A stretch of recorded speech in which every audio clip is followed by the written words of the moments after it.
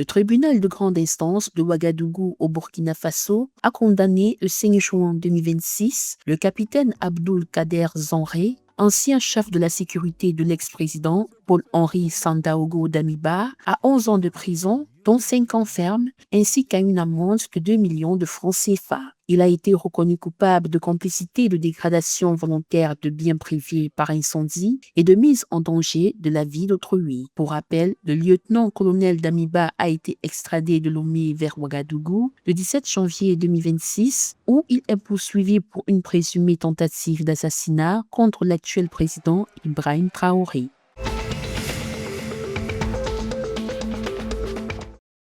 Un projet structurant de la filière Carité a été lancé le 4 juin 2026 au Togo par l'Institut mondial pour la croissance verte en partenariat avec le ministère de l'Environnement. L'initiative prévoit l'aménagement de 2000 hectares de plantations de Carité réparties dans les régions maritimes, centrales, Kara et Savane, avec un objectif de renforcer la résilience climatique et de structurer la filière. Le projet comprend également l'installation de 4 centres de formation pour améliorer les capacités des producteurs. Par ailleurs, le Togo, 7e producteur mondial de karité, génère environ 40 000 tonnes d'amandes par an, ce qui souligne l'importance stratégique de cette filière pour l'économie agricole nationale.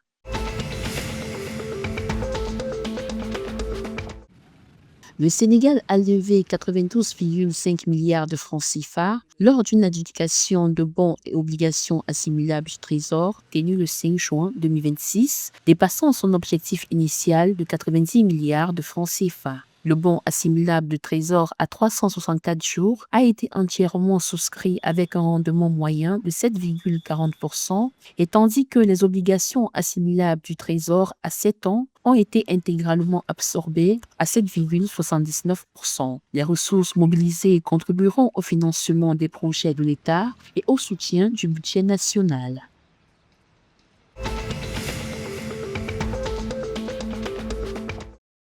À l'occasion de la Journée mondiale de l'environnement, la Côte d'Ivoire a lancé ses premiers véhicules électriques au sein de l'administration publique, marquant une étape concrète dans sa transition écologique. Cette initiative intervient dans un contexte mondial préoccupant où la pollution de l'air est responsable d'environ 7 millions de décès chaque année. Portée par le ministère de l'Environnement, elle vise à réduire les émissions polluantes tout en favorisant des solutions de transport plus durables et économiques.